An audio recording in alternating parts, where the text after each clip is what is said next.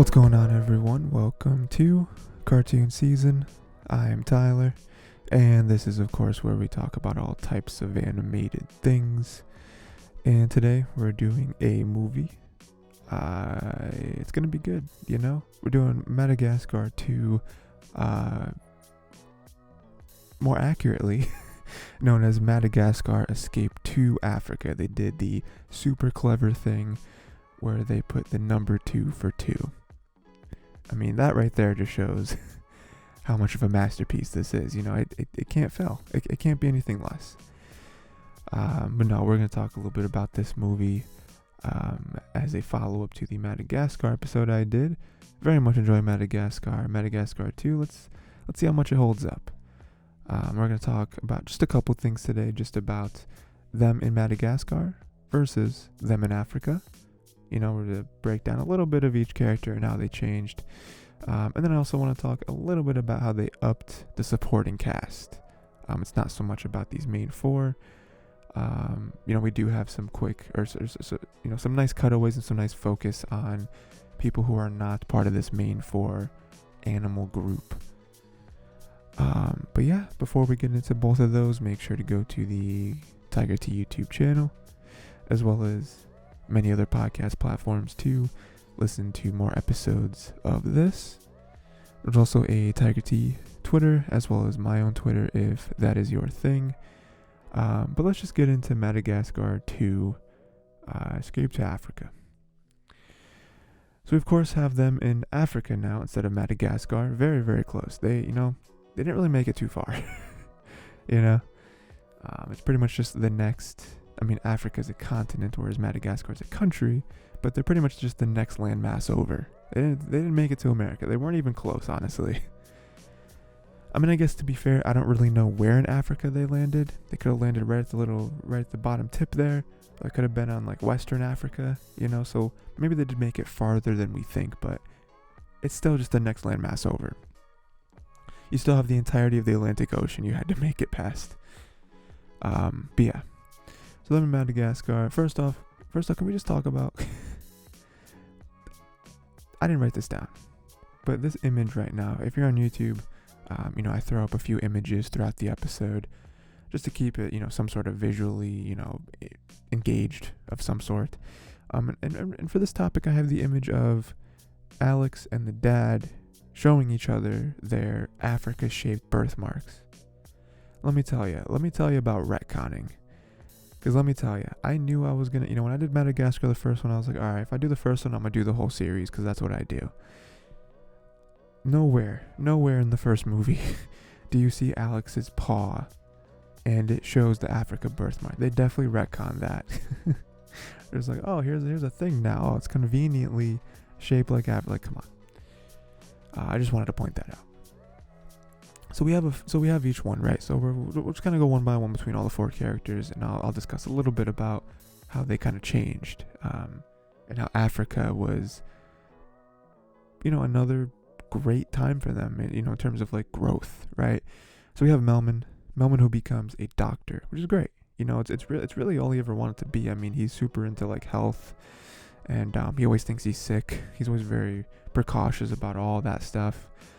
So him becoming a doctor, I feel like makes sense, because, I mean, just through his own experiences, he has all this knowledge of health and medicine and all this stuff. So for him to go to Africa and be like, oh, I'm a doctor, and actually know stuff about doctoring, it's cool, because, he finally gets to like be into his own, and like he can help people, and he can be appreciated for this stuff, and he can teach, and he can help people, and all this stuff.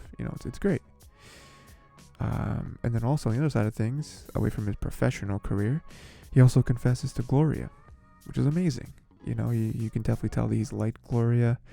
Definitely since the first movie, but this movie definitely, lays it on a lot thicker, where he even confesses it as they're plummeting to the earth. We have a nice little comedic beat there where he confesses it, and then Gloria is sleeping, of course.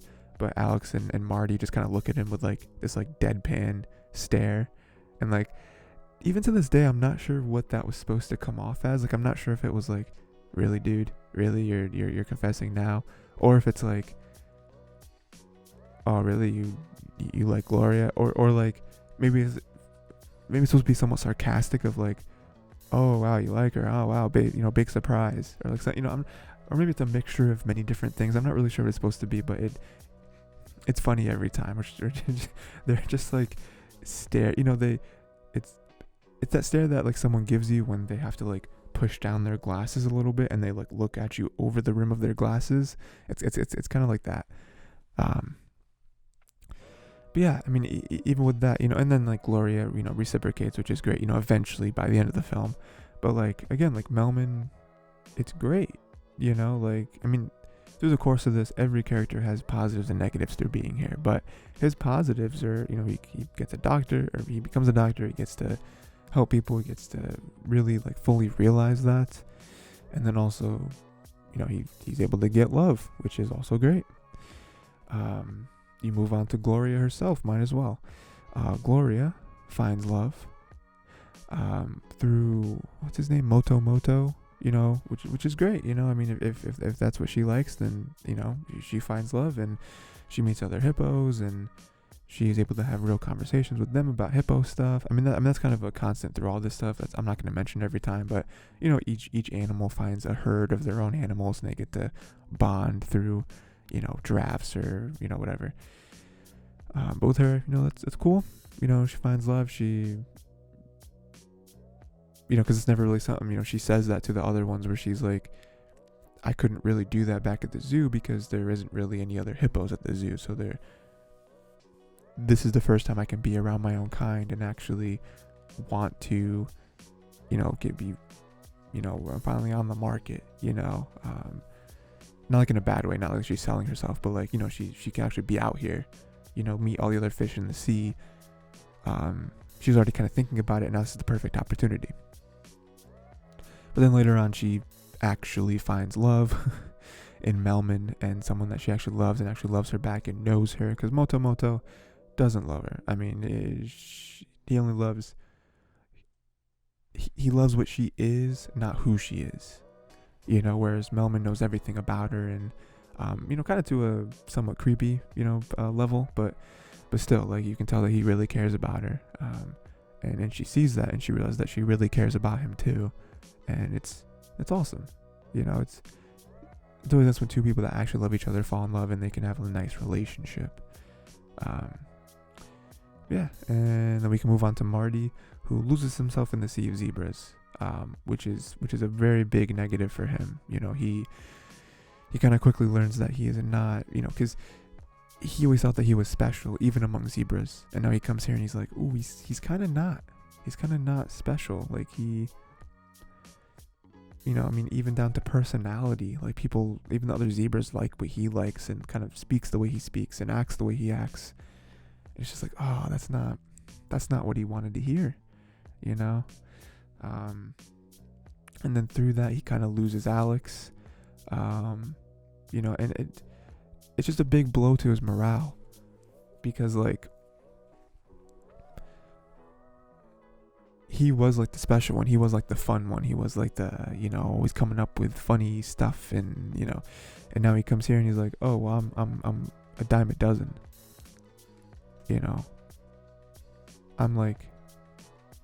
I'm one in a million, but not in the sense that I am alone in that million. There's a million other people just like me, which isn't a good feeling for him, because it's like, oh, I mean, my friends can just take home any other zebra and they wouldn't even notice. I mean, they can do everything I can do. They can say everything I say, act everything I, what does it matter? It's a very depressing moment for Marty, because like, we don't really see too much of that. I mean, even in the first movie, like he was depressed, but it was more like a midlife crisis. It was more like, there's stuff I wish I could do that I can't really do. Whereas with this, it's like every fiber of who you are has been copy and pasted literally hundreds of times. And you're seeing all of those copy and pastes in front of you right now. It's tough, but I mean, he's able to get back though. Alex's best friend is able to convince him that he is one of a kind. He is not just another drop in this ocean. He is one of a kind. He is who he is. he lies a little bit. He's able to tell that Marty is who he is because the scar, but it is still Marty. You know what I mean? And sometimes you got to tell little white lies to help the people you love and to help them rebound. To bring them back to who they are and their confidence, and to be fun, and not get lost in their own minds. And that's sometimes that's what you need. You just need someone close to you to kind of wake you up and even lie to you. Sometimes you need that. And then we can move on to Alex, who finds his family, which is great. Big roller coaster for him. Finds his family, amazing, right? He, it turns out he was separated at birth, which I'm sure, maybe other people were too, maybe other animals were too, but we're focusing on Alex right now. Alex was separated from there. He was, taken by poachers, and then he fell into a river, not the river, the ocean. Somehow, from the ocean, made it from Africa to New York. Impossible. And then he finally finds his family again, people that he loves, people he can connect with. And obviously the family's happy too. That's their long lost son. Like, that's again, impossible. Like, you would at this point, like I said, we're like, they looked for him, they tried, but like, at some point you got to just accept the reality of like, he's probably gone, he's probably dead, honestly. Again, you can't really fault them for giving up, because that's not really what they did. It's just like, what else were they supposed to think? But he finds his family. It's a nice, happy reunion. And then he loses everything. Then everything kind of happens, and he's an actor. He's not a real lion. He was lied to from the swindler who's always trying to be the alpha. He doesn't have that quite that connection with his parents, where even his parents didn't really warn him of what he was really up to. But then again, he also wasn't fully honest with them either, because they're from two different worlds. So I don't really blame either of them for not being honest, because they both interpreted what the information was they were given, and the only way they know how. So it is what it is, but still lost everything. He was basically cut off from his family, and then his family was cut off from the herd because they chose to, because they couldn't banish him. So it was a real low point for him, from finally having everything again to, getting it ripped away from him. Can you imagine like going your whole life not, it being long enough where you don't really think too often about where you came from and who your parents are, and then you finally find them, and then you lose them again? That's gotta be worse. Like, I would rather just not found them at that point, But then by the end, everything works out, and he's able to gain the trust of his parents. He's able to come to an understanding with them. He's able to save literally the entire watering hole. So I mean, he does everything that his dad would have wanted him to do, ideally, like in his head, like how he would have, I am the leader, and I would always wanted to pass this down to you, my son, and now you've shown me that that's actually something I can do. That's actually something that you would be really good at. And that's great. So again, like, every character here has, went through some stuff, had some highs, had some lows throughout this movie. And again, them being in another place, first them being in Madagascar, now them being in Africa, they have grown as characters. And I'm interested to see where it goes in the third movie. I've seen the third movie maybe once or twice. I don't really remember too much about it. I honestly don't remember how they get from here to the third movie. I don't remember. But they do it somehow. And but yeah, I don't know. And let's go to the second topic, the other one, which is them upping the supporting cast. Because we just talked about Melman, Gloria, Marty, and Alex. They're the main characters, right? They get all the love, of course, but I do feel like they focused a little bit more on the characters around them this time, which I think strengthened the film, because there were times where we needed a break from the main cast, and we had a strong supporting cast to fill in those blanks, to fill in those little transitions, So really the two main ones would be the penguins and the humans. So the penguins are fixing the plane with the monkeys. We have some nice cutaways with them, of them working on it, of them kind of arguing with each other a little bit. We got little Skipper, right? Skipper's his name, with the little doll thing, which is funny. But yeah, you have them, they're literally like working like tacticians, and they are trying to fix this plane. It's always nice when we cut back to them, and then even them with the monkeys. The monkeys are sort of human, I guess, and they're like British, I guess. And like, seeing their kind of back and forth of like them like kind of mess with, like the penguins messing with the monkeys messing with the penguins. It's a nice little dynamic there. But then even the monkeys coming through and getting like hundreds of monkeys to help build the plane and everything. Like it's cool, kind of cutting back to them and seeing that nice little like friendship between these two groups of animals. It's nice, And just the penguins being carried over from the first film, and those, being a very interesting choice to make these penguins how they are. And they're like sort of military, sort of like spies, sort of like, we're not really sure, but their own like quirkiness, I feel like always adds to the film rather than take away from it. Probably why they were able to get their own show, which I will probably cover at some point, because I do remember watching many episodes of the Penguins of Madagascar show, and I remember liking it, so probably, enjoy that at some point. And then we got the humans, like I said, we get the humans more often than ever in this movie, where there's literally, the like old lady, which comes back, and she's always a fun time, literally just destroying Alex. But then we have the other group of humans where like their cart gets taken away from the penguins, and now they have to like fend for themselves. Now they're not in the thing, they have to wait for another tour, but they're not sure that would be, or not, they're not sure how long that would take. And then it's like getting late. It's like, oh no, there's real animals out here, like we could die. And so the old lady kind of taking initiative, but also like we get to the humans, and like they do have this bond, they're we're New Yorkers, and we get stuff done, and it's cool to see. There are obviously there's levity in these moments, especially with the old lady, but for them to come together and like them freak out, but then like stay strong, and then them have a goal in mind, and then make their way back. Like, it is cool to see. It is like a weird like B plot, almost like a C plot to the film, and they probably didn't need it, but I think it works well enough that I'm okay it's in this film.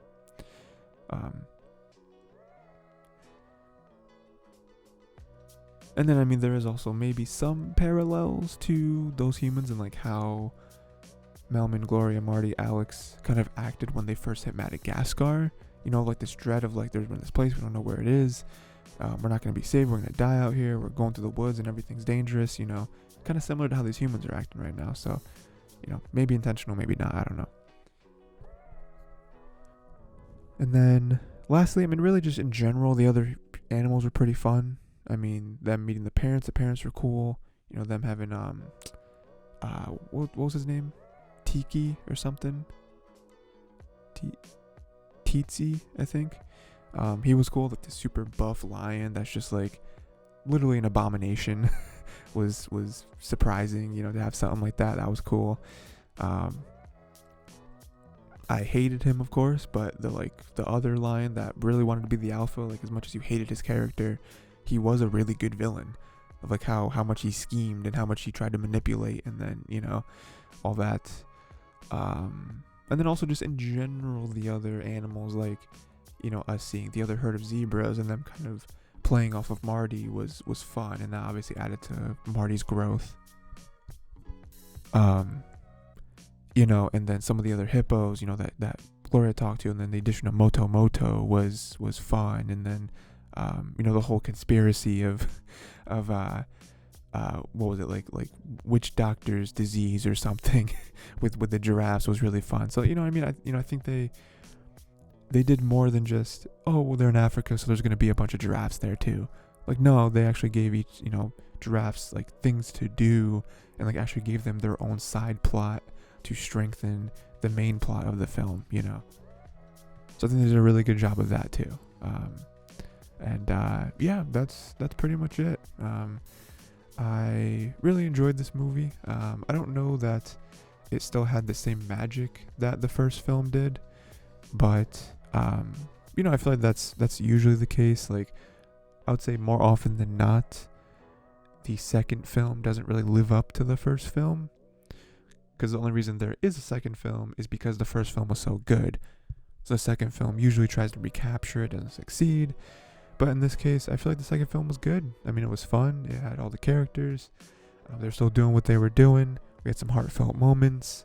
The addition of new characters, I feel like, added to it rather than crowded. And